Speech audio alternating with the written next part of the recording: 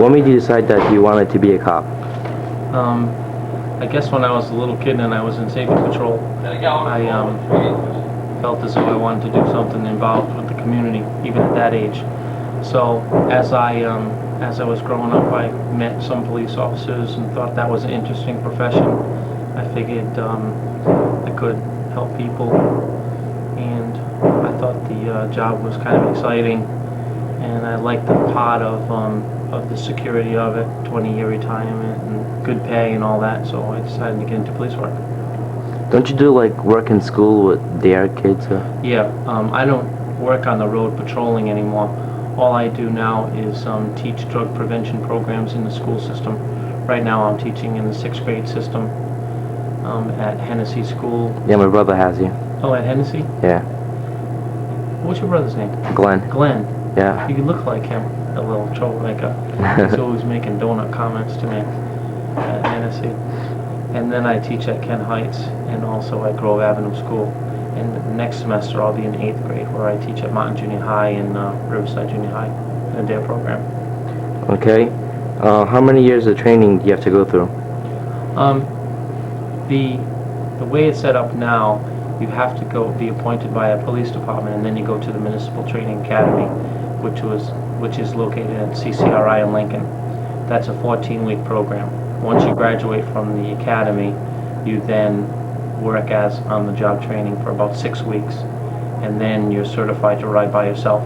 Then to go to DARE training is another 2-week program. You have to have about 5 years on the job first before you can be considered for a DARE officer job. Okay. Besides being out in squad cars, what other jobs do cops do? In my office I do neighborhood crime watch. I do the police cadet program, which is for 14 to 17-year-old kids interested in getting a scholarship for law enforcement. They can be involved in police cadets.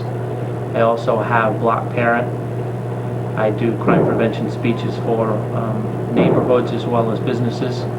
I also do drug interdiction programs, which means that we sit down with parent groups like the PTAs and we show them what drugs look like, how much drugs are sold for, what to look for in their kids if they're involved in drug or alcohol use.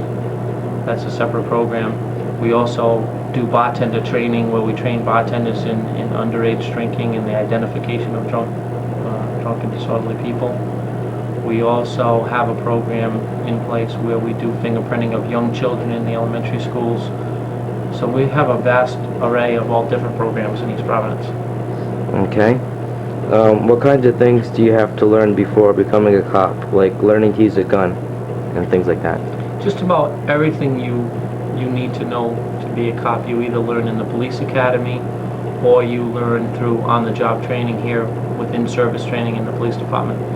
You don't go out on the street without the knowledge that you've gotten in the academy, plus the ability to use communication skills, which is probably the most important tool you have in police work.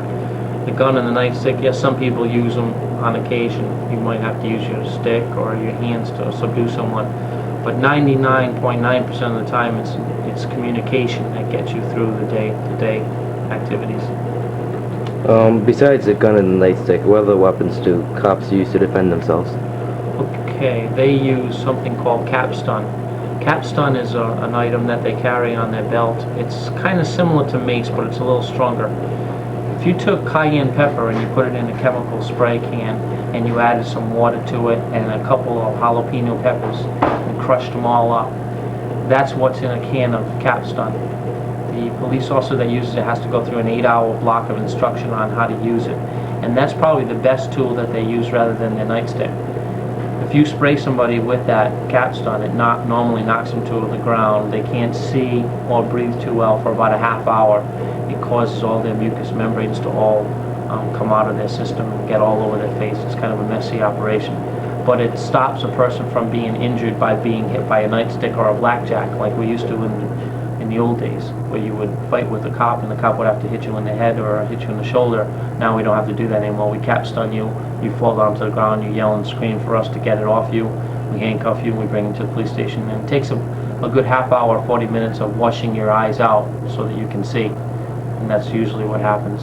That's about the only other piece of equipment other than the handcuffs, the radio, the nightstick, and the gun. And like I said, communication skills is the biggest tool that we use. Okay, that's about it. Thank you for your time, and Merry Christmas. Same to you. Yep, bye. Happy New Year.